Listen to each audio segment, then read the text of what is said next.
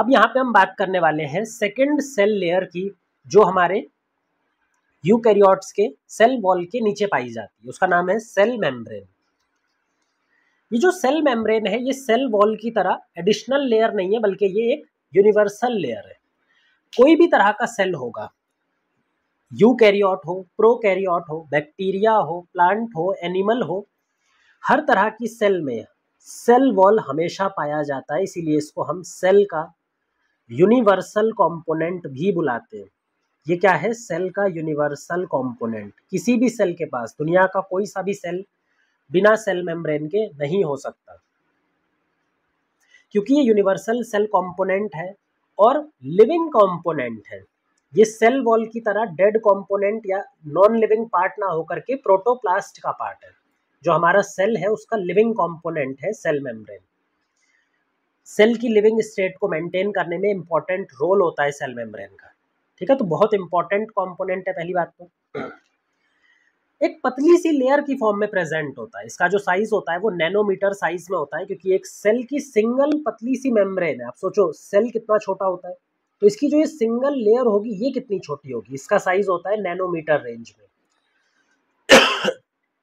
और हमें मालूम है किसी भी सेल कंपोनेंट का अगर साइज नैनोमीटर की रेंज में होता है तो उसको हम लाइट माइक्रोस्कोप की मदद से तो नहीं पढ़ सकते। तो अगर सेल मेम्ब्रेन के स्ट्रक्चर को हमें ट्रू मैनर में पढ़ना हो, इसको विजुअलाइज करना हो एक्चुअल स्ट्रक्चर, तो क्या लगेगा? Electron microscope. तो detail structure of cell membrane was studied only after the advent और discovery of electron microscope. Cell membrane का डिटेल स्ट्रक्चर इलेक्ट्रॉन माइक्रोस्कोप की जो डिस्कवरी है 1950s में, उसके बाद ही हम कर पाए। तो उससे पहले हम सेल मेम्ब्रेन को कैसे पढ़ते थे? क्योंकि सेल मेम्ब्रेन को अगर हम देख नहीं सकते तो क्या किसी और दूसरी टेक्निक से हम उसको पढ़ सकते हैं? हाँ, हम सेल मेम्ब्रेन का केमिकल एनालिसिस कर सकते हैं। कोई भी चीज़ जो हमें दिखाई नहीं दे रही है भले से, पर क्या हम उसका केमिकल एनालिसिस करके ये पता कर सकते हैं कि उसके अंदर में कौन सा बायोमोलिक्यूल है, कौन सा बायोमोलिक्यूल कितने परसेंटेज में प्रेजेंट है। ठीक है, तो ये केमिकल एनालिसिस करके हम ये सारी चीज़ें chemical percentage, chemical biomolecule percentage निकाल सकते हैं। तो chemical studies on sale membrane करके हम उसका कॉम्पोजिशन और पॉसिबल स्ट्रक्चर गैस करते हैं, या फिर उसका पॉसिबल स्ट्रक्चर गैस करने की साइंटिस्ट कोशिश करते हैं।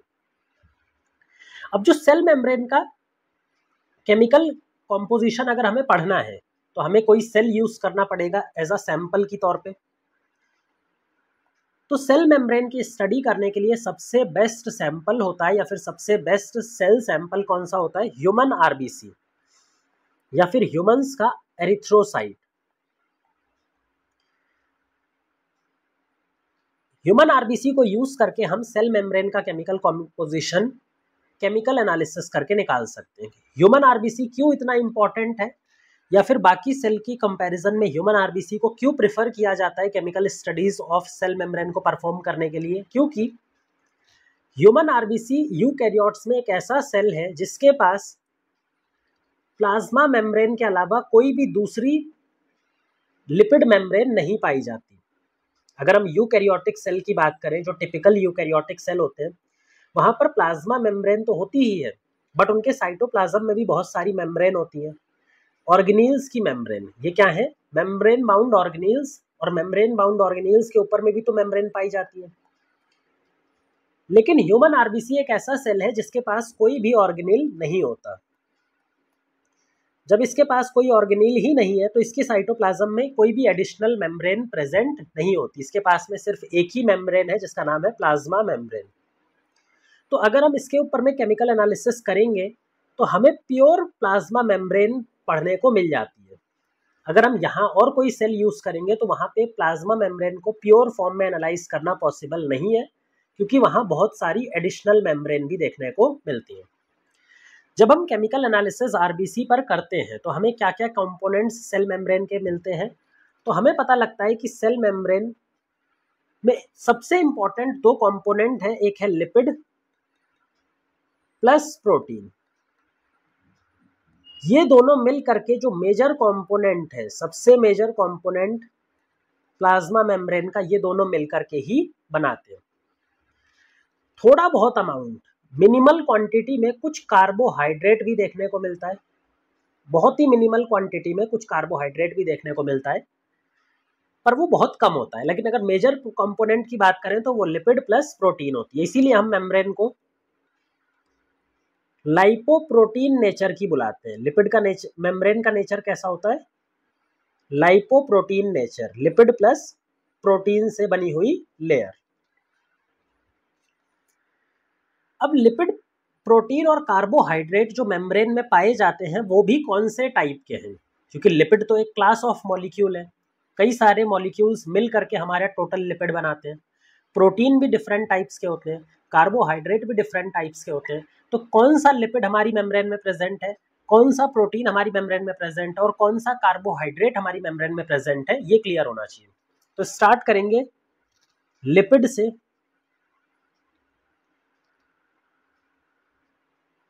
जो लिपिड है वो मेम्ब्रेन में दो तरह का प्रेजेंट होता है।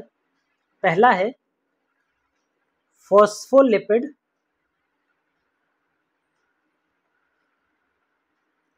ये दो बार लिख दिए, लिपिड, या फिर फॉस्फोग्लिसराइड, फॉस्फोलिपिड या फिर फॉस्फोग्लिसराइड।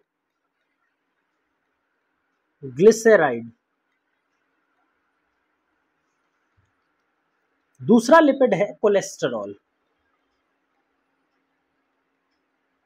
अब ध्यान रखेंगे कि जितना भी हम एनालिसिस बता रहे हैं वो ह्यूमन आरबीसी का एनालिसिस बता रहे हैं। अगर हम किसी दूसरे ऑर्गेनिज्म का सेल लेंगे तो वहां पे थोड़ा बहुत वेरिएशन मिल सकता है। जैसा कि हमने कोलेस्टेरॉल बताया है, तो कोलेस्टेरॉल सिर्फ एनिमल सेल में पाया जाता है। अगर प्लांट सेल और फंजाई सेल या बाकी किसी सेल की बात करेंगे तो वहां पे कोलेस्टेरॉल के दूसरे डेरिवेटिव मिलते हैं। वो भी हम अभी बात जब करेंगे कोलेस्टेरॉल की तो वहां पे बता देंगे। बट इतना याद रखना है कि जितना भी हम केमिकल कॉम्पोजिशन बता रहे हैं वो सब किसके लिए सही है? ह्यूमन आरबीसी के लिए, ह्यूमन सेल के लिए। तो दो तरह के लिपिड होते हैं, एक है फॉस्फोलिपिड या फिर फॉस्फोग्लिसराइड और दूसरा है कोलेस्टेरॉल। ये जो फॉस्फोलिपिड है ये मेजर लिपिड है। अगर लिपिड कंपोनेंट की बात करें तो सबसे इंपॉर्टेंट लिपिड कौन सा होता है? फॉस्फोग्लिसराइड या फिर फॉस्फोलिपिड। कोलेस्टेरॉल कम मात्रा में प्रेजेंट होता है।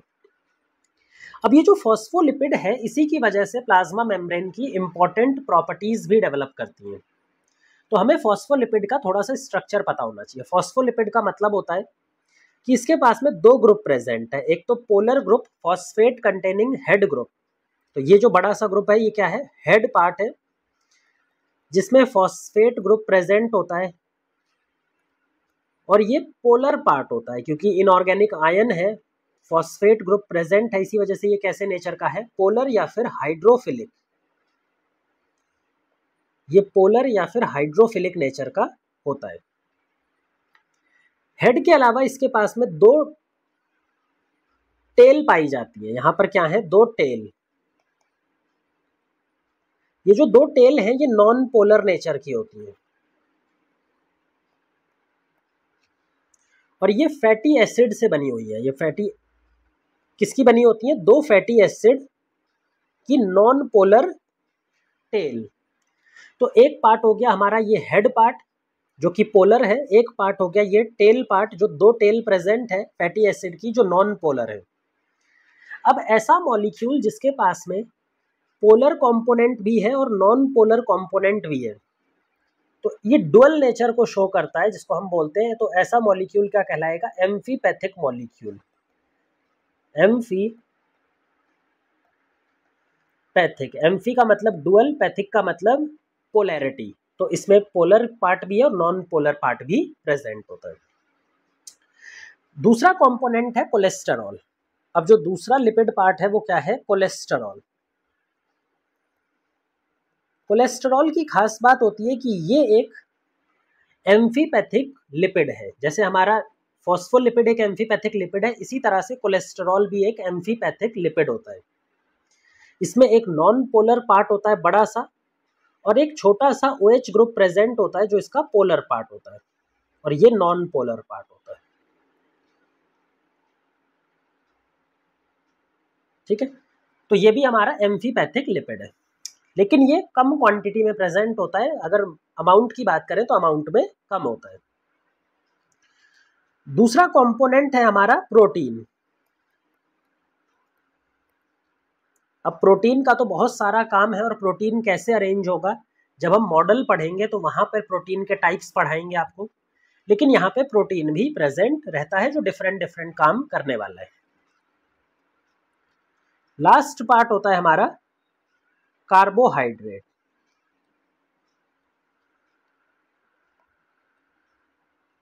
ये कार्बोहाइड्रेट जो है ये ओलिगोसैकेराइड की फॉर्म में मिलता है हमें। ओलिगोसैकेराइड यानी कि एक छोटी सी शुगर की चेन, मान लीजिए इस तरह की एक शुगर की चेन है, तो उसको हम बोलते हैं ओलिगोसैकेराइड, छोटा पॉलीमर ओलिगोसैकेराइड। ये जो ओलिगोसैकेराइड है ये प्लाज्मा मेम्ब्रेन के या तो लिपिड कंपोनेंट से जुड़ा रहता है या तो प्रोटीन कंपोनेंट से जुड़ा रहता है। ये जो ओलिगोसैकेराइड है या तो ये किससे जुड़ा रहता है, प्रोटीन से जुड़ा रहता है, और या तो ये फिर किससे जुड़ा रहता है, लिपिड से जुड़ा रहता है।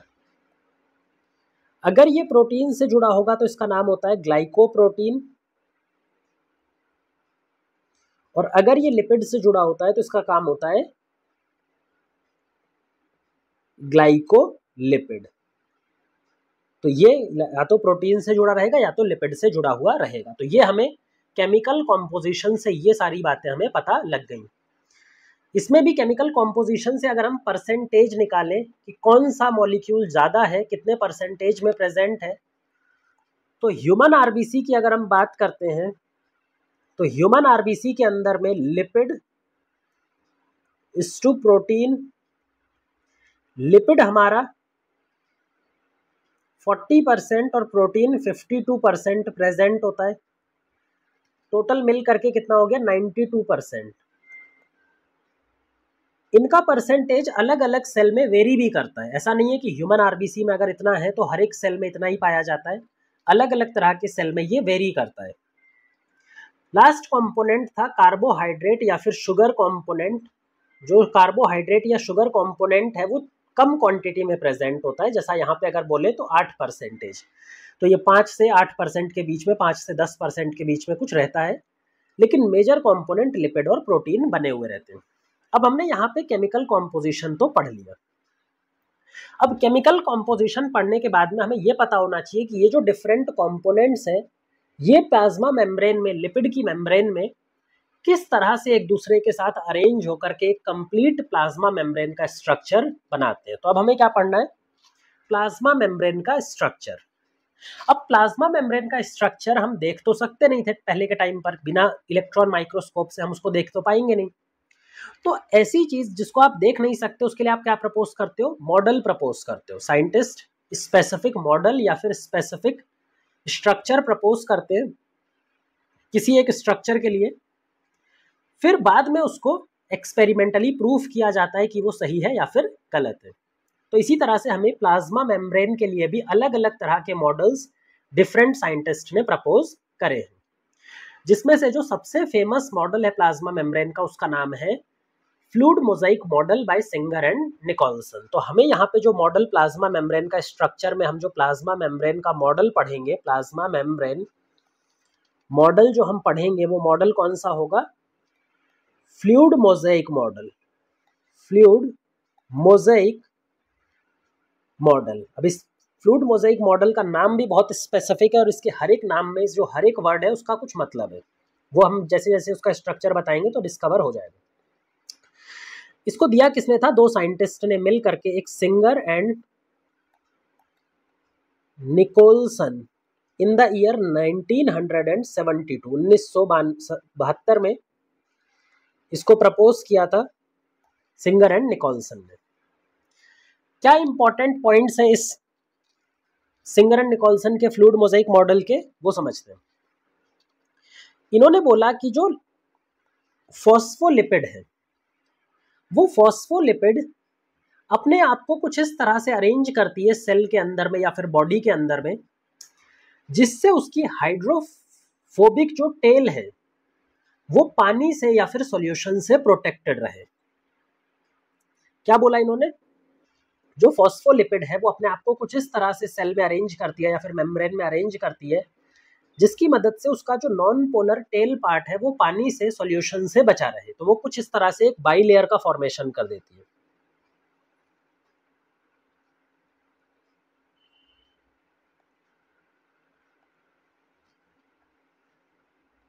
तो बाई लेयर का मतलब क्या है वो भी मैं बताता हूँ, पहले तो आप ये बना लीजिए।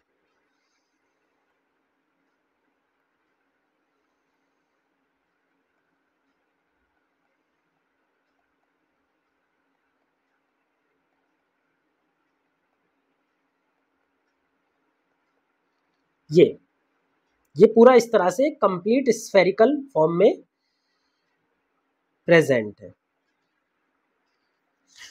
अब यहां पर देखें ये सेल है, तो ये कौन सा पार्ट है सेल का? साइटोप्लाज्म। क्या साइटोप्लाज्म में एक सॉल्यूशन भरा हुआ है? हाँ। अब इस सॉल्यूशन में बाहर की सेल अगर हम बात करें, बाहर की तरफ सेल के बाहर क्या होता है? बॉडी फ्लूइड या फिर एनवायरमेंटल फ्लूइड होगा या तो बॉडी फ्लूइड होगा। बाहर भी फ्लूइड है और अंदर की तरफ भी फ्लूइड है। तो सेल में फॉस्फोलिपिड अपने आप को कैसे अरेंज करें? क्योंकि ये जो कंपोनेंट है इसका लिपिड वाला पार्ट, ये वाटर से डरता है, ये वाटर से दूर भागता है, इसको वाटर पसंद नहीं है। जबकि ये वाला पार्ट जो हमारा हेड पार्ट है, ये वाटर की तरफ अट्रैक्ट होता है। तो ये वाला पार्ट वाटर की तरफ अट्रैक्ट हो रहा है और पीछे वाला पार्ट वाटर से दूर भाग रहा है। तो अरेंजमेंट कुछ इस तरह से दो लेयर्स की फॉर्म में या फिर लिपिड की बाई लेयर के फॉर्म में हो जाता है, जहां पे ये लिपिड की एक लेयर है, लेयर नंबर 1, और ये लिपिड की दूसरी लेयर है, लेयर नंबर 2। तो ये दोनों मिलाकर के एक बाई लेयर का फॉर्मेशन हो जाता है और ये बाई लेयर पूरे सेल को स्फेरिकल फॉर्म में चारों तरफ से कवर कर लेती है। इससे फायदा ये होता है कि जो पोलर पार्ट है वो वाटर के कांटेक्ट में आ जाता है, सॉल्यूशन के कांटेक्ट में आ जाता है, इस तरफ भी और इस तरफ भी। और जो टेल पार्ट है ये वाला, ये वाटर से बच जाता है, वाटर से दूर चला जाता है दोनों तरफ। तो हमारा जो हाइड्रोफिलिक टेल होगी वो बीच में आ जाएगी, सेंटर में आ जाएगी प्लाज्मा मेम्ब्रेन के, और जो हेड पार्ट है वो बाहर की तरफ प्रोजेक्ट करेगा। तो ये हो गया अरेंजमेंट फॉस्फोलिपिड का। अब ये जो फॉस्फोलिपिड है ये आपस में बहुत वीक बॉन्ड के थ्रू जुड़े हुए हैं। इनके बीच में जो बॉन्ड है वो बहुत ही वीक होता है, बहुत वीक तरह का बॉन्ड है। इनके बीच में कोई स्ट्रॉन्ग बॉन्ड नहीं है, यहाँ पे बहुत ही वीक बॉन्ड है, जिसको हम ये हरे कलर से बना रहे हैं। क्योंकि इनके बीच में बहुत ही वीक बॉन्ड प्रेजेंट है, तो इस वजह से इनकी जो पोजीशन है वो भी फिक्स नहीं है। ये लिपिड मॉलिक्यूल्स एक दूसरे के रिस्पेक्ट में अपनी पोजीशन चेंज कर सकते हैं। ये जो लिपिड मॉलिक्यूल्स हैं ये इस तरह से मूव कर सकते हैं। ये क्या कर सकते हैं? मूव कर सकते हैं। मान लीजिए ये वाला मॉलिक्यूल इधर चला गया, ये इधर चला गया, ये इधर चला गया, ये इधर चला गया, इसको बोलते हैं लेटरल मूवमेंट। ये किस तरह का मूवमेंट है? लिपिड मॉलिक्यूल्स का लेटरल मूवमेंट। जैसा इस लेयर में हो रहा है वैसा ही सेम इस लेयर में भी हो सकता है। ये इधर जा सकता है, इधर जा सकता है, ये भी लेटरल मूवमेंट है। लेटरल मूवमेंट के अलावा कई बार कुछ रेयर केसेस में फ्लिप फ्लॉप मूवमेंट भी देखने को मिलता है, जहां पे ये वाला जो फॉस्फोलिपिड है और ये वाला जो फॉस्फोलिपिड है ये अपनी लेयर को ही चेंज कर ले, एक लेयर से दूसरे में चला जाए, दूसरे से पहली वाली में आ जाए। तो ऐसी कंडीशन भी हमें देखने को मिलती है लिपिड के मूवमेंट के टाइम पर।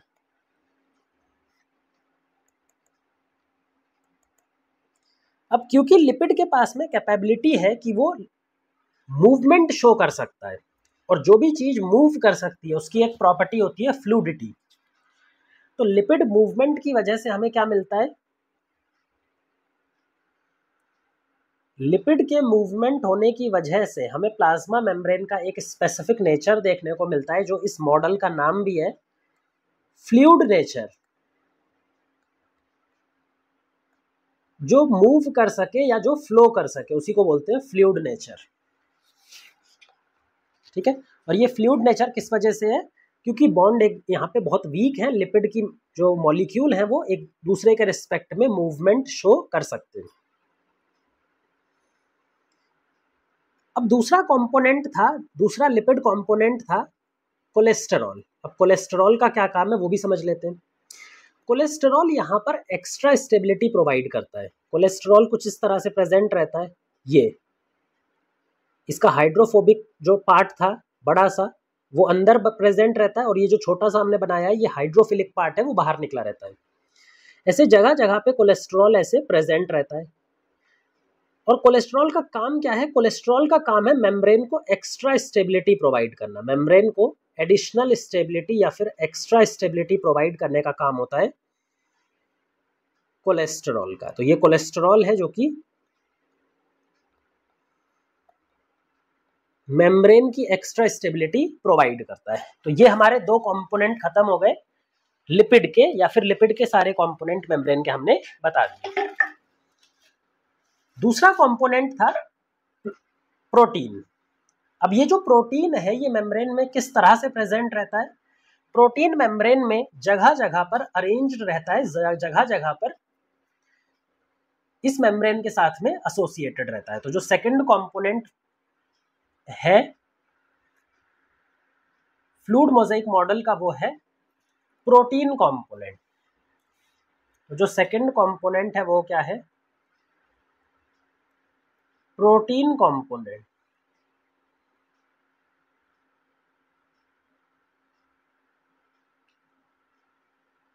अब प्रोटीन कंपोनेंट जो है वो हमारे पास में दो तरह का प्रोटीन कंपोनेंट यहां पर मेम्ब्रेन से लगा हुआ रहता है। एक होता है एक्सट्रिंसिक प्रोटीन और एक होता है इंट्रिंसिक प्रोटीन। एक होता है इंट्रिंसिक प्रोटीन। अब मतलब क्या है एक्सट्रिंसिक और इंट्रिंसिक प्रोटीन का? हम इसी डायग्राम में मॉडिफिकेशन करते हैं, इसी में ऐड करते हैं। तो ये हम सारी चीजें हटा देते हैं इससे रिलेटेड, ठीक है।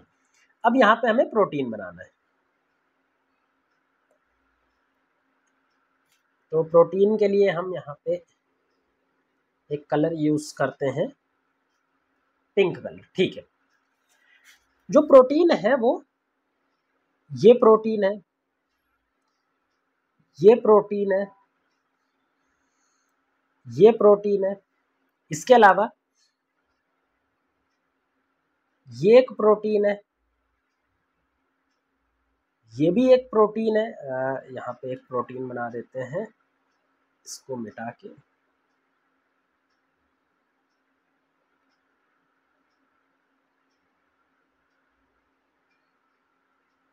ये एक प्रोटीन है,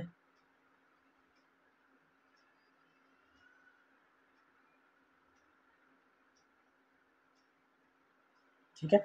एक और प्रोटीन बना देते हैं यहाँ पे। तो ये जितने भी हमने पिंक कलर से जो भी बनाया है ये सब क्या है? प्रोटीन्स है। अब इन प्रोटीन्स में अगर आप ध्यान से देखें तो दो तरह के प्रोटीन्स हैं। कुछ ऐसे प्रोटीन्स हैं जो मेम्ब्रेन के अंदर में एम्बेडेड नहीं है या मेम्ब्रेन में धसे हुए नहीं है, बाहर की बाहर लगे हुए हैं। ये वाला प्रोटीन, इसको बोलते हैं एक्सट्रिंसिक प्रोटीन या फिर पेरीफेरल प्रोटीन। ये एक्सट्रिंसिक प्रोटीन है या फिर पेरीफेरल प्रोटीन है। ये मेम्ब्रेन में धसा हुआ नहीं है, सिर्फ यहाँ पे लगा हुआ है इस तरह से, इसके हेड पार्ट से आयनिक बॉन्ड बना करके जुड़ा हुआ है। जो दूसरा प्रोटीन है वो है लिपिड की बाइलेयर में धसा हुआ प्रोटीन। ये हमारा क्या है? Intrinsic protein. ये हमारा क्या है? Intrinsic protein. ये भी क्या है? इंट्रिंसिक प्रोटीन, जो प्लाज्मा मेम्ब्रेन में, लिपिड की मेम्ब्रेन में एम्बेडेड है, उसमें धसा हुआ है। तो अगर वो प्लाज्मा मेम्ब्रेन में एम्बेडेड फॉर्म में है या फिर प्लाज्मा मेम्ब्रेन में धसा हुआ है तो ऐसे प्रोटीन को क्या बोलते हैं? इंट्रिंसिक प्रोटीन या एम्बेडेड प्रोटीन। ये इसमें इंट्रिंसिक फॉर्म से लगा हुआ है। इंट्रिंसिक प्रोटीन और एक्सट्रिंसिक प्रोटीन, इस तरह से दो तरह के प्रोटीन हो जाते हैं। अब इंट्रिंसिक प्रोटीन भी दो तरह के हैं। इंट्रिंसिक प्रोटीन कुछ ऐसे प्रोटीन्स हैं जो हमारे पार्शली एम्बेडेड हैं, उनका कुछ हिस्सा मेम्ब्रेन के अंदर है और कुछ हिस्सा मेम्ब्रेन के बाहर है, तो इसको बोलते हैं पार्शली एम्बेडेड। कुछ हिस्से तक प्लाज्मा मेम्ब्रेन में घुसे हुए हैं, तो इसको बोलते हैं पार्शली एम्बेडेड। पार्शली एम्बेडेड जबकि कुछ ऐसे भी हैं, यहाँ पर अगर आप ध्यान से देखें तो वो ट्रांस मेम्ब्रेन है, कंप्लीटली एम्बेडेड। ट्रांस मेम्ब्रेन मतलब कि मेम्ब्रेन की एक तरफ से मेम्ब्रेन के दूसरी तरफ पास हो रहे हैं। तो इंट्रिंसिक प्रोटीन भी दो तरह के होते हैं, पार्शियली एम्बेडेड और ट्रांस मेम्ब्रेन प्रोटीन। तो यहाँ पे हम कंपोनेंट लिखते हैं। जो एक्सट्रिंसिक प्रोटीन है इनको हम पेरीफेरल प्रोटीन भी बोलते हैं। पेरीफेरल प्रोटीन ये मेम्ब्रेन में एम्बेडेड नहीं रहते, मेम्ब्रेन के बाहर तरफ से लगे रहते हैं। तो ये क्या है, नॉट एम्बेडेड इन मेम्ब्रेन। जबकि इंट्रिंसिक प्रोटीन हमारे मेम्ब्रेन एम्बेडेड रहते हैं। ये मेम्ब्रेन में कैसे रहते हैं, धसे हुए रहते हैं, मेम्ब्रेन में घुसे हुए रहते हैं। ये खुद भी दो तरह के होते हैं, एक होते हैं पार्शियली एम्बेडेड और एक होते हैं कंप्लीट ट्रांस मेम्ब्रेन प्रोटीन, एक तरफ से दूसरी तरफ। पार्शियली एम्बेडेड और दूसरे होते हैं ट्रांस मेम्ब्रेन, एक तरफ से दूसरी तरफ, जो कंप्लीट एम्बेडेड फॉर्म में प्रेजेंट रहते हैं।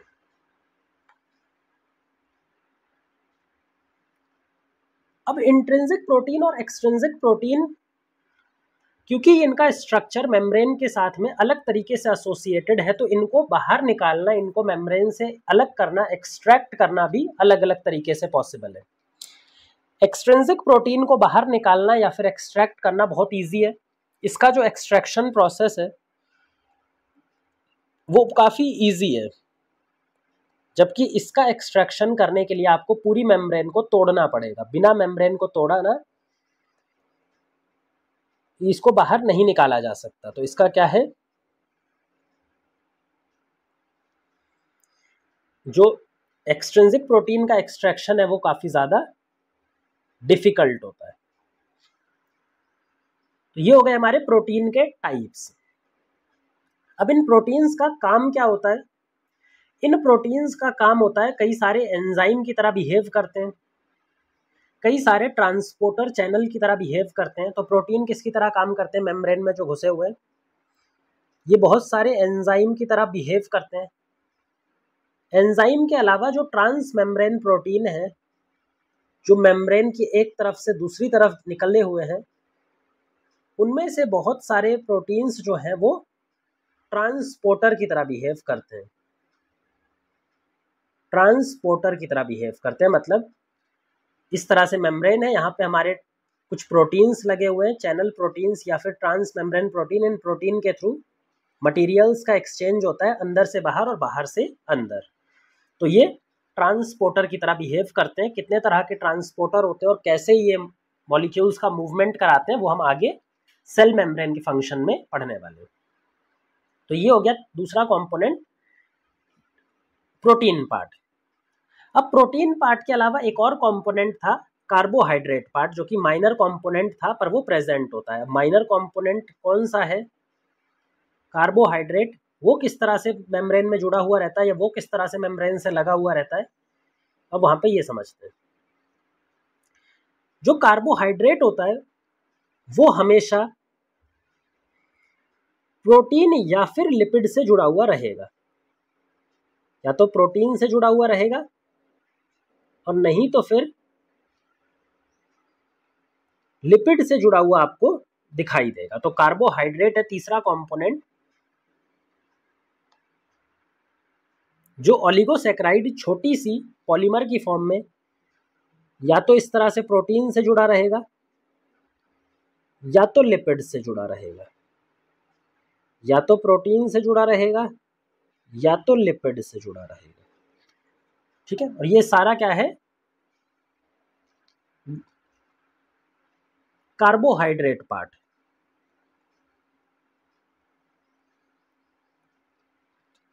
अब तीसरा कंपोनेंट यहां पे इसके बारे में लिखेंगे हम।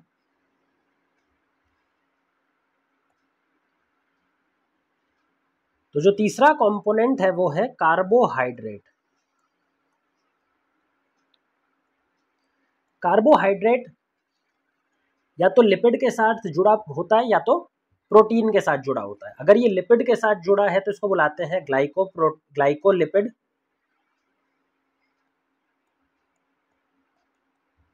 वहीं पे अगर ये प्रोटीन के साथ जुड़ा है तो इसको बुलाते हैं ग्लाइकोप्रोटीन। अब ध्यान से अगर आप कार्बोहाइड्रेट का अरेंजमेंट देखेंगे तो बिल्कुल एसिमेट्रिक अरेंजमेंट यहाँ पर दिखाई देता है। जो हमारी प्लाज्मा मेम्ब्रेन में कार्बोहाइड्रेट है, ये दोनों ओलिगोसैकेराइड की फॉर्म में पहली बात तो दिखाई देते हैं, मतलब छोटा सा पॉलीमर की फॉर्म में दिखाई देते हैं, और इनका डिस्ट्रीब्यूशन कंप्लीटली एसिमेट्रिक होता है। एसिमेट्रिक यानी दोनों साइड पे बराबर प्रेजेंट ना हो जो चीज, उसको बोलते हैं एसिमेट्रिक। यहाँ पे 100% एसिमेट्री देखने को मिलती है।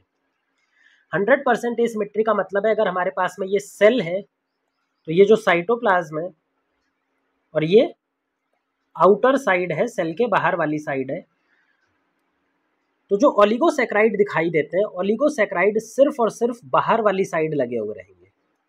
प्लाज्मा मेम्ब्रेन के हमेशा बाहर वाली साइड पे क्या लगते हैं, ओलिगोसैकेराइड या फिर कार्बोहाइड्रेट। अंदर की साइड कभी भी ये नहीं लगते। जैसा हमने यहाँ पे भी बनाया है, तो सारे के सारे जो ओलिगोसैकेराइड हैं ये बाहर की तरफ लगे हुए हैं, अंदर की तरफ एक भी नहीं होता, क्योंकि इनका फंक्शन है सेल को दूसरे सेल से रिकॉग्नाइज करवाना, एक सेल का रिकॉग्निशन प्रोवाइड करना।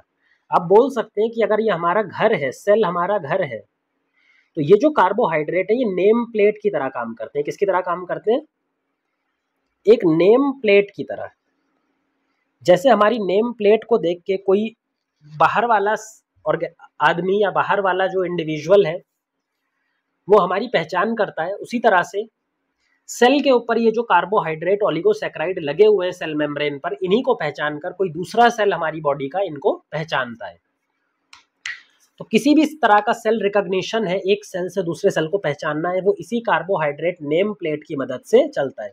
और नेम प्लेट हमेशा बाहर लगाई जाती है, अंदर लगा के कोई मतलब नहीं है। तो ये हमेशा कहाँ पे लगा रहेगा? बाहर की तरफ लगा रहेगा। एसिमेट्रिक डिस्ट्रीब्यूशन होता है। तो यहाँ पे हमने कंप्लीट जो फ्लूइड मोजाइक मॉडल था वो यहाँ पे समझ लिया है। अब इसको फ्लूइड मोजाइक क्यों बोलते हैं? फ्लूइड नेचर इसका किसकी वजह से है? लिपिड की वजह से। हमने बताया है कि भाई जो लिपिड कंपोनेंट है वो इधर उधर मूव कर सकता है। जब लिपिड कंपोनेंट इधर उधर मूव कर सकता है तो क्या वो पानी की तरह एक तरल फ्लूइड का फॉर्मेशन कर देगा? जैसा मान लो आप समुद्र में जाते हैं तो वहां पानी के मॉलिक्यूल्स मूव करते हैं, तो वहां पे फ्लूइडिटी होती है पानी में। उसी तरह से क्योंकि लिपिड के मूवमेंट यहाँ पर मूवमेंट कर सकते हैं मेम्ब्रेन में, तो यहाँ पर लिपिड के अंदर क्या होती है? फ्लूइडिटी। अब इस लिपिड की फ्लूइडिटी की वजह से जो प्रोटीन इस लिपिड में प्रेजेंट है, बड़े बड़े ये जो प्रोटीन्स यहाँ पर प्रेजेंट है बड़े बड़े, ऐसे मान लीजिए ये प्रोटीन है, ये एक प्रोटीन है। जैसे समुद्र में पानी के मूवमेंट की वजह से ये बड़े बड़े जो आइसबर्ग होते हैं वो मूव कर सकते हैं क्या? इधर उधर थोड़ा बहुत अपना मूवमेंट शो कर सकते हैं, बिल्कुल। इसी तरह से जो हमारा लिपिड है वो फ्लूइड नेचर का है, और जो बड़े बड़े प्रोटीन्स हैं वो भी स्लाइट मूवमेंट शो कर सकते हैं, बिकॉज लिपिड किस नेचर का है? फ्लूइड नेचर का। तो अगर हम किसी फ्लूइड के अंदर में कोई बड़ा मॉलिक्यूल डाल देंगे, जैसा ये प्रोटीन डाला है, तो इन प्रोटीन के अंदर भी मूवमेंट डेवलप हो जाती है। तो प्रोटीन क्या कर सकते हैं? पूरी लिपिड के अंदर लेटरली इधर उधर मूव कर सकते हैं। जैसे ये वाला इधर मूव कर सकता है, ये इधर मूव कर सकता है, ये भी इधर मूव कर सकता है। तो लिपिड प्रोटीन भी हमारा लिपिड मेम्ब्रेन में मूवमेंट करना स्टार्ट कर देता है। इसको हम ऐसे समझ सकते हैं कि एक बड़ा सा समुद्र है, ये हमारा सी है जो फ्लूइड नेचर का है, क्योंकि पानी फ्लूइड नेचर का होता है। और इस समुद्र में बड़े बड़े आइसबर्ग हैं। ये आइसबर्ग किसको रिप्रेजेंट कर रहे हैं? ये आइसबर्ग रिप्रेजेंट कर रहे हैं प्रोटीन्स को। इसको आप एनालॉगस मान के चलिए प्रोटीन के हिसाब से। जैसे फ्लूइड का मूवमेंट होता है, इस वजह से आइसबर्ग इधर उधर सरक सकता है, उसी तरह से प्रोटीन भी इधर उधर साइड बाय साइड मूवमेंट कर सकता है। और प्रोटीन के मूवमेंट के थ्रू ही हम पता करते हैं कि एक मेम्ब्रेन में कितनी फ्लूइडिटी है, क्योंकि प्रोटीन का मूवमेंट ऑब्जर्व करना बहुत ईजी है। बड़े बड़े मॉलिक्यूल्स होते हैं तो उसका मूवमेंट हम इजीली पढ़ पाते हैं, और प्रोटीन के मूवमेंट की मदद से ही हम पता करते हैं कि लिपिड की फ्लूइडिटी कितनी ज़्यादा है या फिर कितनी कम है। तो ये हो गया हमारा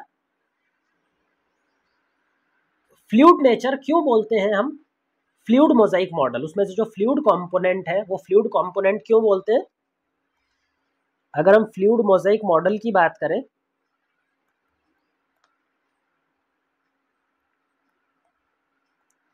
तो फ्लूइड का मतलब है कि जो लिपिड का नेचर है मेम्ब्रेन में, फॉस्फोलिपिड, वो फ्लूइड नेचर की है, पानी जैसे नेचर की है। जबकि प्रोटीन कैसे नेचर का है? Large molecules. अब किसी फ्लूइड के अंदर में कहीं पानी पर अगर आप बड़ा सा मॉलिक्यूल रख देंगे, ये बड़ा सा प्रोटीन रख देंगे, तो क्या प्रोटीन भी धीरे धीरे इधर उधर सरकना स्टार्ट कर देगा, मूव करना स्टार्ट कर देगा?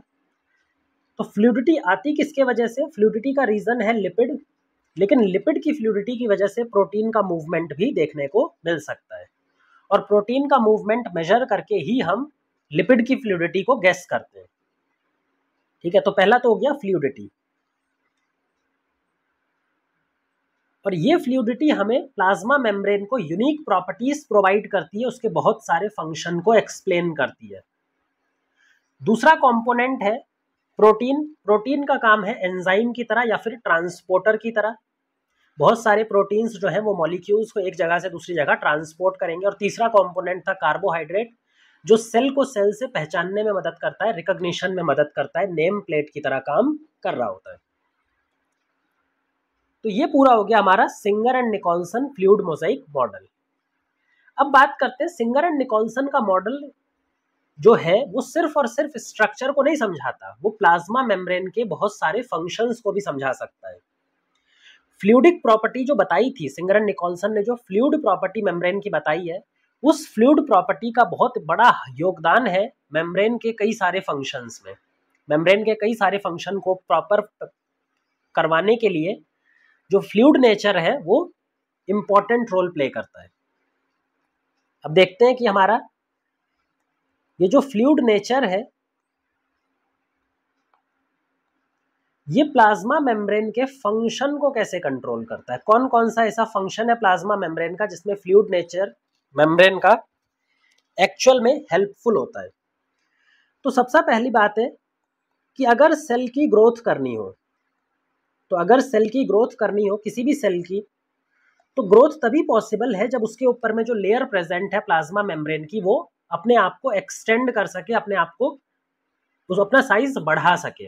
अगर प्लाज्मा मेम्ब्रेन का फ्लूइड नेचर होगा तो वो इजिली अपना साइज बढ़ा पाती है। तो पहला कंसेप्ट है ग्रोथ, क्योंकि प्लाज्मा मेम्ब्रेन एक्सटेंसिबल होती है, अपने आप को ग्रो कर सकती है, अपने साइज को बढ़ा सकती है। दूसरा जो रीजन होता है वो है रिपेयर में। फ्लूइड नेचर की वजह से अगर मान लीजिए कभी सेल मेम्ब्रेन डिसकंटिन्यूअस हो जाए या फिर ये रप्चर हो जाए, तो क्या रप्चर होने के बाद ये वापस से मूव करके कॉन्टिन्यूअस फॉर्म में जुड़ सकती है? बिल्कुल। जैसे मान लीजिए यहाँ पे एक पानी प्रेजेंट है, उस पानी में आपने कोई सेपरेशन लगा दी, यहाँ पे कोई आपने एक सेपरेशन लगा दी, कार्डबोर्ड का ब्लॉक लगा दिया, लेकिन जैसे ही ये कार्डबोर्ड का ब्लॉक आप हटाएंगे तो क्या पानी वापस से जुड़ जाएगा? बिल्कुल। पानी का नेचर होता है फ्लूइड, और जैसे ही आपने सेपरेशन हटाया वापस से जुड़ गया। तो सेल के रिपेयर करने में भी सेम यही काम आता है। मान लीजिए यहाँ पे कहीं गैप बन गया जहाँ पे सेल का डैमेज हो गया, तो ये मेम्ब्रेन जो है वो वापस से अपने आप को रिपेयर कर लेगी। तीसरा काम होता है सेल डिवीजन। सेल डिवीजन का मतलब है एक सेल से दो सेल का फॉर्मेशन करना। अगर प्लाज्मा मेम्ब्रेन फ्लेक्सिबल होती है तो सेल डिवीजन को भी हम आराम से एक्सप्लेन कर पाएंगे।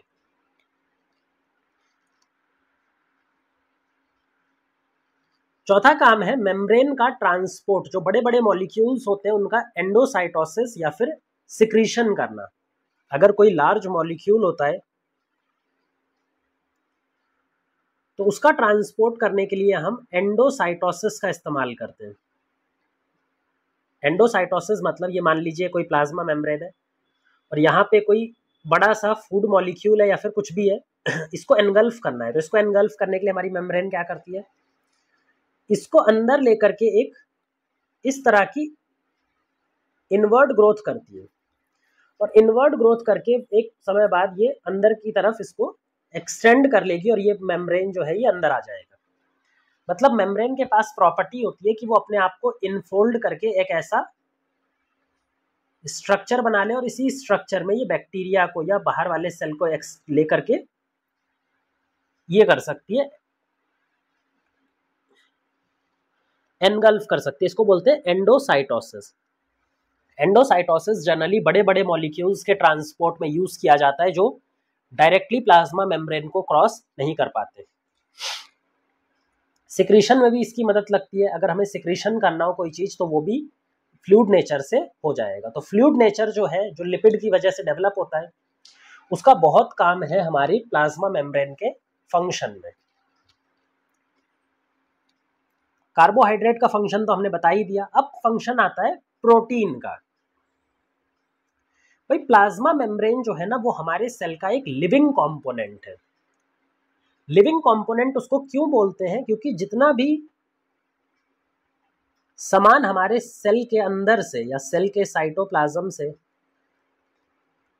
बाहर की तरफ जाना हो, जो भी मटेरियल सेल से बाहर जाना हो या जो भी मटेरियल बाहर से अंदर साइटोप्लाज्म में सेल के अंदर आना हो, वो सब बिना सेल मेम्ब्रेन को क्रॉस किए, बिना सेल मेम्ब्रेन की इजाजत के ना तो सेल से बाहर जा सकता और ना ही सेल के अंदर आ सकता है। हमारे सेल की रिक्वायरमेंट, सेल मेम्ब्रेन की परमिशन लगती है। सेल मेम्ब्रेन डिसाइड करती है कि कौन सा मॉलिक्यूल बाहर जाएगा और कौन सा मॉलिक्यूल अंदर आएगा। तो प्लाज्मा मेम्ब्रेन का एक बहुत इंपॉर्टेंट काम है जिसको यहाँ पे हमें समझना है, transport of molecules across set. हमारी प्लाज्मा मेम्ब्रेन मॉलिक्यूल्स का ट्रांसपोर्ट अपने दोनों साइड की तरफ, बाहर से अंदर और अंदर से बाहर कंट्रोल करती है। प्लाज्मा मेम्ब्रेन किस नेचर की है? Selectively permeable. ये भी याद रखना है भाई, किस नेचर की है? Selectively permeable. सेलेक्टिवली परमिएबल एक ऐसी लेयर होती है जो ये डिसाइड कर सकती है कि कौन सा मॉलिक्यूल को अंदर आने देना है और कौन से मॉलिक्यूल को अंदर आने नहीं देना है। तो ये सेलेक्ट करती है, ये डिसाइड करती है कि कौन सा मॉलिक्यूल अंदर आएगा और कौन सा मॉलिक्यूल बाहर जाएगा। ऐसी लेयर को बोलते हैं सेलेक्टिवली परमिएबल। अब ये सेलेक्टिव परमिएबल होती है, ये तो हमें समझ में आ गया। बट मॉलिक्यूल्स प्लाज्मा मेम्ब्रेन को कैसे क्रॉस करते हैं, वो अलग अलग तरह का मैकेनिज्म यूज करते हैं। डिफरेंट टाइप के मॉलिक्यूल्स डिफरेंट मैकेनिज्म यूज करते हैं और उसको यूज करके प्लाज्मा मेम्ब्रेन को क्रॉस करते हैं। ठीक है। कौन कौन से मैकेनिज्म हैं? तो ये हमारे पास में जो मेम्ब्रेन के अक्रॉस ट्रांसपोर्ट है वो दो ग्रुप्स में बांटा जा सकता है। पहला है transport of small molecules large बल्कि मॉलिक्यूल्स। तो दो तरह का ट्रांसपोर्ट होता है। पहला है स्मॉल मॉलिक्यूल्स का प्लाज्मा मेम्ब्रेन के अक्रॉस ट्रांसपोर्ट होना और दूसरा बल्कि ट्रांसपोर्ट, बड़े बड़े मॉलिक्यूल्स का ट्रांसपोर्ट होना। स्टार्ट करेंगे हम स्मॉल मॉलिक्यूल्स की मदद से। अब स्मॉल मॉलिक्यूल्स को अगर प्लाज्मा मेम्ब्रेन को क्रॉस करना है, मान लीजिए यहाँ पे हमारे पास में प्लाज्मा मेम्ब्रेन है, यहाँ पर कोई चीज प्रेजेंट है, ए सब्सटेंस, इसको क्रॉस करके अंदर आना है, तो इसको क्रॉस करके अंदर आने की दो पॉसिबिलिटीज हैं। क्या क्या पॉसिबिलिटीज हैं? एक पॉसिबिलिटी तो ये है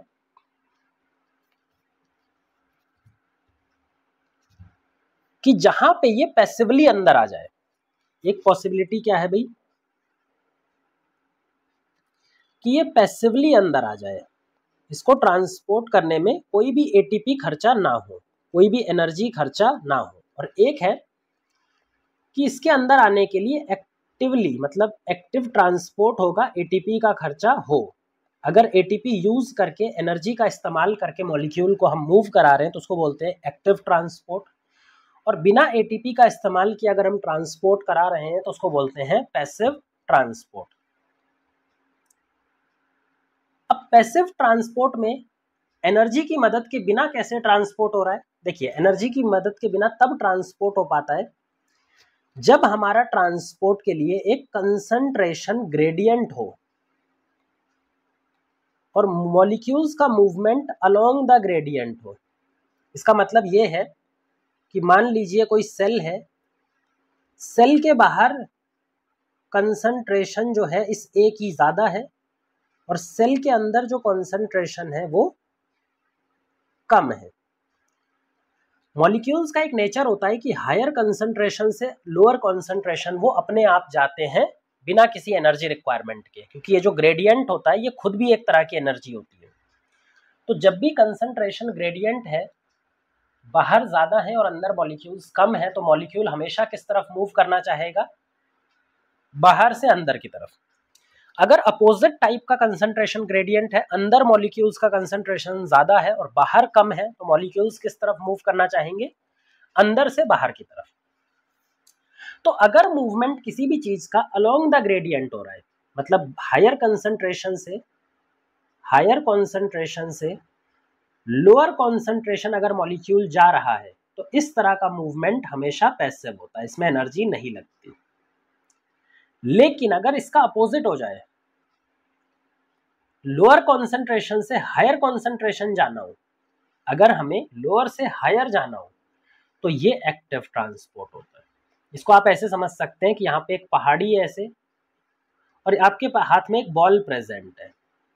अब यहाँ पे आपकी हाइट कम है और यहाँ पे हाइट ज़्यादा है। अगर आपको हाइट ऊपर पहुँचानी हो, हायर हाइट पे चीज़ को फेंकनी हो, कम हाइट से हायर हाइट पे फेंकनी हो, तो एनर्जी क्या होगी? आपको एनर्जी लगानी पड़ेगी। वहीं पर अगर बॉल को यहाँ से यहाँ भेजना हो, हायर हाइट से लोअर हाइट तक भेजना हो, तो एनर्जी अपने आप निकलेगी, वो अपने आप मूव करेगी। तो ये वाला तो हो गया अलोंग द ग्रेडियंट, पैसिव, और ये अगेंस्ट द ग्रेडियंट, ग्रेडियंट के अपोजिट एक्टिव। ग्रेडियंट के अपोजिट आप तभी जा पाएंगे जब एनर्जी आप एक्स्ट्रा यूज करेंगे। तो ये दो तरह की एनर्जी हो गई। स्टार्टिंग करते हैं पैसिव ट्रांसपोर्ट से। पैसिव ट्रांसपोर्ट, अब जो पैसिव ट्रांसपोर्ट है उसमें ग्रेडियंट तो होगा ही और मूवमेंट अलोंग द ग्रेडियंट ही होगा। बट ग्रेडियंट के अलोंग मूवमेंट होने के बाद दूसरी चीज क्या होती है? कौन सा फैक्टर डिसाइड करता है? मॉलिक्यूल का नेचर। मान लीजिए ये मॉलिक्यूल है, इसकी कंसंट्रेशन यहाँ पर ज्यादा है और अंदर कम है, और इस मॉलिक्यूल को अलोंग द ग्रेडियंट मतलब बाहर से अंदर की साइड ही जाना है, पर मेम्ब्रेन को क्रॉस करने के लिए एक और फैक्टर डिसाइडिंग होता है जिसको बोलते हैं मॉलिक्यूल का केमिकल नेचर। मॉलिक्यूल का केमिकल नेचर या उसकी पोलैरिटी। जो हमारी प्लाज्मा मेम्ब्रेन है वो ओवरऑल नॉन पोलर है, और आपको मालूम होगा एक नॉन पोलर लेयर को क्रॉस करने की कैपेबिलिटी सिर्फ और सिर्फ एक नॉन पोलर मॉलिक्यूल में होती है, पोलर मॉलिक्यूल में नहीं होती। तो अगर कोई पोलर मॉलिक्यूल इसको क्रॉस करना चाहेगा तो क्या वो इसको इजीली क्रॉस कर पाएगा? कभी भी नहीं। पर क्या अगर कोई नॉन पोलर चीज इसको क्रॉस करना चाहेगी, वो क्रॉस कर सकती है? बिल्कुल कर सकती है। तो मान लीजिए अगर ये मॉलिक्यूल ए नॉन पोलर हो, प्लस साइज में छोटा हो, जैसे स्टेरॉइड हो गया, कोई फैट हो गया, कोई लिपिड हो गया, तो क्या वो इजीली इसको क्रॉस कर सकता है? बिल्कुल। तो स्टेरॉइड, फैट क्या इजीली इसको डायरेक्टली मेम्ब्रेन को क्रॉस कर सकते हैं? लिपिड की मेम्ब्रेन को डायरेक्टली क्रॉस कर सकते हैं? बिल्कुल कर सकते हैं, क्योंकि ये भी नॉन पोलर है, मेम्ब्रेन भी नॉन पोलर है। लेकिन वहीं पे अगर हम बात करें, ये ए जो मॉलिक्यूल है अगर ये पोलर हो,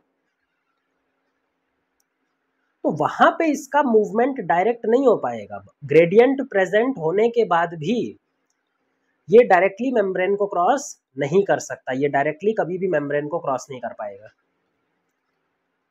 भले से ग्रेडियंट है, ये पैसिवली जाएगा, लेकिन अपने नेचर की वजह से ये क्रॉस ही नहीं कर पाएगा। तो इसको क्रॉस कराने के लिए हमें क्या लगता है? कुछ ट्रांसपोर्टर प्रोटीन्स। ये जो प्रोटीन्स हैं जो ट्रांसपोर्ट करते हैं, वो इसके थ्रू ये ट्रांसपोर्ट पूरा होगा। तो इसी के थ्रू ये क्या होगा? ट्रांसपोर्ट पूरा होगा। तो भले से यहाँ पर एनर्जी नहीं लग रही है, ये पैसिव तरह का ट्रांसपोर्ट ही है, बट यहाँ पर हमें प्रोटीन की मदद लग रही है। तो ऐसा पैसिव ट्रांसपोर्ट जहाँ पे प्रोटीन की मदद लगे, एक ट्रांसमेम्ब्रेन प्रोटीन की जरूरत पड़े, उसको बोलते हैं फैसिलिटेटेड डिफ्यूजन। Facilitated diffusion. वहीं पर जो पहले तरह का टाइप था, ये वाला, यहां पर हमारा ना तो एनर्जी लग रही है और ना ही कोई protein carrier, protein transmembrane protein की जरूरत पड़ रही है, तो ऐसा ट्रांसपोर्ट होता है सिंपल डिफ्यूजन। तो यहाँ पे हमें किसी की भी जरूरत नहीं है, तो ये हो गया सिंपल डिफ्यूजन। तो सिंपल डिफ्यूजन और फैसिलिटेटेड डिफ्यूजन में यही फर्क है कि सिंपल डिफ्यूजन में कोई भी प्रोटीन चैनल की, प्रोटीन कैरियर की मदद नहीं लगती, लेकिन फैसिलिटेटेड डिफ्यूजन में लगती है। अब मान लीजिए अगर सिंपल डिफ्यूजन हो रहा है किसी वाटर का, सिंपल डिफ्यूजन का भी अगर वाटर का सिंपल डिफ्यूजन हो, मान लीजिए ये कोई सेमी परमिएबल मेम्ब्रेन है, यहाँ पर दो तरह के सॉल्यूशन है, यहाँ पर पानी है, यहाँ पर भी पानी है, और इसमें कुछ सॉल्यूशन है, कुछ सॉल्यूट्स हैं, यहाँ पर भी कुछ सॉल्यूट्स हैं, और ये जो मेम्ब्रेन है ये सेमी परमिएबल हो। सेमी परमिएबल एक ऐसी मेम्ब्रेन होती है जो वाटर को तो पास होने देती है बट सॉल्यूट को पास नहीं होने देती। तो अगर यहाँ से वाटर का मूवमेंट एक पर्टिकुलर डायरेक्शन में होता है एक सेमी परमिएबल के मेम्ब्रेन के थ्रू, तो इस तरह के डिफ्यूजन को हम बुलाते हैं ऑस्मोसिस। तो वाटर का सिंपल डिफ्यूजन ऑस्मोसिस कहलाता है, एक सेमी परमिएबल मेम्ब्रेन के थ्रू ये परफॉर्म होता है। हमारी प्लाज्मा मेम्ब्रेन भी वाटर के लिए सेमी परमिएबल नेचर शो करती है, वाटर हमारी प्लाज्मा मेम्ब्रेन को क्रॉस कर सकता है। तो ये हो गया हमारा दो तरह के पैसिव डिफ्यूजन। अब पैसिव के बाद में चलते हैं active type of transport. Active transport, active transport हमेशा अगेंस्ट द ग्रेडियंट होगा, मतलब हायर, लोअर कॉन्सेंट्रेशन से higher concentration, against the gradient. अब अगर अगेंस्ट द ग्रेडियंट होने वाला है तो क्या इस मॉलिक्यूल को अगेंस्ट द ग्रेडियंट भेजने के लिए हमें एनर्जी की जरूरत पड़ेगी? बिल्कुल एनर्जी की जरूरत पड़ेगी, एटीपी की जरूरत पड़ेगी। एटीपी के साथ में कुछ ऐसे प्रोटीन कैरियर्स या ट्रांस मेम्ब्रेन प्रोटीन की भी जरूरत पड़ेगी जिनको हम पंप बोलते हैं। तो यह क्या, यहाँ पे ट्रांस मेम्ब्रेन प्रोटीन की जरूरत पड़ेगी, बिल्कुल। अब ये प्रोटीन नॉर्मल वाले प्रोटीन नहीं है, ये ऐसे प्रोटीन है जो एटीपी को तोड़ के उसमें से एनर्जी निकालते हैं और उस एनर्जी का इस्तेमाल करते हुए मॉलिक्यूल्स को अगेंस्ट द ग्रेडियंट मूव करा सकते हैं। तो मॉलिक्यूल्स का मूवमेंट अगेंस्ट द ग्रेडियंट करवा सकते हैं यूजिंग द एटीपी एनर्जी। तो ऐसे ट्रांसमेम्ब्रेन प्रोटीन को हम पंप बोलते हैं। हमारी बॉडी में बहुत सारे पंप है, जिसका एक एग्जांपल है सोडियम पोटेशियम पंप। तो तीन तरह के ट्रांसपोर्ट हो गए, एक सिंपल डिफ्यूजन, एक फैसिलिटेटेड डिफ्यूजन और तीसरा एक्टिव ट्रांसपोर्ट। ये तीनों ही छोटे छोटे मॉलिक्यूल्स का मूवमेंट करवाने के लिए रेस्पॉन्सिबल होते हैं। अगर हम बड़े मॉलिक्यूल्स की बात करें, जो लार्ज मॉलिक्यूल्स की हमने बात की थी, यहाँ पे लार्ज और बल्की मॉलिक्यूल्स, इनका ट्रांसपोर्ट ट्रांसमेम्ब्रेन प्रोटीन या मेम्ब्रेन के थ्रू नहीं होता। इनके ट्रांसपोर्ट के लिए हमें क्या लगता है, फेगोसाइटोसिस या पिनोसाइटोसिस। अगर बल्की ट्रांसपोर्ट करना हो तो यहाँ पे हम किसका इस्तेमाल करते हैं, लिपिड की फ्लूइड नेचर का, मेम्ब्रेन की फ्लूइड नेचर का, और उसकी मदद से डायरेक्टली उस मॉलिक्यूल को, मान लीजिए ये मॉलिक्यूल है बड़ा सा, कोई बहुत बड़ा मॉलिक्यूल है, तो इस मॉलिक्यूल को हम प्लाज्मा मेम्ब्रेन को ऐसे पिंच करते हैं अंदर की तरफ,